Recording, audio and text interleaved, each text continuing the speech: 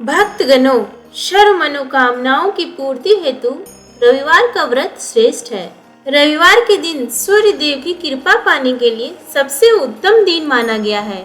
इस दिन उनके मंत्रों का जाप और सूर्योदय के समय अर्घ्य देना चाहिए। सूर्य प्रत्यक्ष देवता है, जिनका दर्शन पृथ्वी पर कहीं भी रहते हुए किया जा सकता है। सूर्य देव अपने भक्तों के सभी कष्टों को दूर करने वाले हैं। पौराणिक कथा के अनुसार प्राचीन काल में एक नगर में एक वृद्धा रहती थी। उनका नियम था कि वह हर रविवार घर आंगन गोबर से लीपकर भोजन तैयार करती और सूर्यदेव को भोग लगाकर ही भोजन करती थी। ऐसा व्रत करने से उसका घर अनेक प्रकार के धन धान्य से पूर्ण था। श्री हरि की कृपा से घर में किसी प्रकार का विघ्न या दुख नहीं था। सब प्रकार से घर में आनंद रहता था। इस तरह कुछ दिन बीत जाने पर उसकी एक पड़ोसन, जिसकी गौ का गोबर वह वृद्धा लाया करती थी, विचार करने लगी कि यह वृद्धा सर्वदा मेरी गौ का गोबर ले जाती है, इसलिए अपनी गौ को घर के भीतर बांधने लग गई। वृद्धा को गोबर ना मिलने से रविवार के दिन अपने घर को ना लीप सकी, इसलिए उसने ना तो भोजन बनाया, ना भगवान को भोग लगाया तथा स्वयं भी उसने भोजन नहीं किया। इस प्रकार उसने निराहार व्रत किया। रात्रि हो गई और वह भूखी सो गई।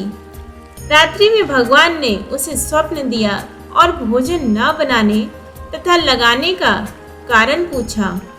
वृद्धा ने गोबर न मिलने का कारण सुनाया। तब भगवान ने कहा कि माता, हम तुमको ऐसी गौ देते हैं जिससे सभी इच्छाएं पूर्ण होती हैं, क्योंकि तुम हमेशा रविवार को गौ के गोबर से लीपकर भोजन बनाकर मेरा भोग लगाकर खुद भोजन करती हो। इससे मैं खुश होकर तुमको वरदान देता हूँ। निर्धन को धन और बांझ स्त्रियों को पुत्र देकर दुखों को दूर करता हूँ तथा अंत समय में मोक्ष देता हूँ। स्वप्न में ऐसा वरदान देकर भगवान तो अंतर ध्यान हो गए और वृद्धा की आंख खुली तो वह देखती है कि आंगन में एक अति सुंदर गौ और बछड़ा बंधे हुए हैं। वह गाय और बछड़े को देखकर अति प्रसन्न हुई और उसको घर के बाहर बांध दिया और वहीं खाने को चारा डाल दिया। जब उसकी पड़ोसन वृद्धा ने घर के बाहर एक अति सुंदर गौ और बछड़े को देखा तो द्वेष के कारण उसका हृदय जल उठा और उसने देखा कि गाय ने सोने का गोबर किया है, तो वह उस गाय का गोबर ले गई और अपनी गाय का गोबर उसकी जगह रख गई। वह नित्य प्रति ऐसा ही करती रही और सीधी सीधी वृद्धा को इसकी खबर नहीं होने दी। तब सर्वव्यापी ईश्वर ने सोचा कि चालाक पड़ोसन के कर्म से वृद्धा ठगी जा रही है, तो ईश्वर ने संध्या के समय अपनी माया से बड़े जोर की आंधी चला दी। वृद्धा ने आंधी के भय से अपनी गौ को भीतर बांध लिया। प्रातःकाल जब वृद्धा ने देखा कि गौ ने सोने का गोबर दिया तो उसके आश्चर्य की सीमा न रही और वह प्रतिदिन गौ को घर के भीतर ही बांधने लगी। उधर पड़ोसन ने देखा कि बुढ़िया गौ को घर के भीतर बांधने लगी है और उसका सोने का गोबर उठाने का दांव नहीं चल रहा, तो वह स्त्रियां और ढाह से जल उठी और कुछ उपाय न देख पड़ोसन ने उस देश के राजा की सभा में जाकर कहा, महाराज, मेरे पड़ोस में एक वृद्धा के पास ऐसी गऊ है जो आप जैसे राजाओं के ही योग्य है। वह नित्य सोने का गोबर देती है। आप उस सोने से प्रजा का पालन करिए। वह वृद्धा इतने सोने का क्या करेगी? राजा ने यह बात सुनकर अपने दूतों को वृद्धा के घर से गौ लाने की आज्ञा दी। वृद्धा प्रातः ईश्वर का भोग लगा भोजन ग्रहण करने जा ही रही थी कि राजा के कर्मचारी गौ खोल कर ले गए। वृद्धा काफी रोई चिल्लाई, किंतु कर्मचारियों के समक्ष कोई क्या कहता।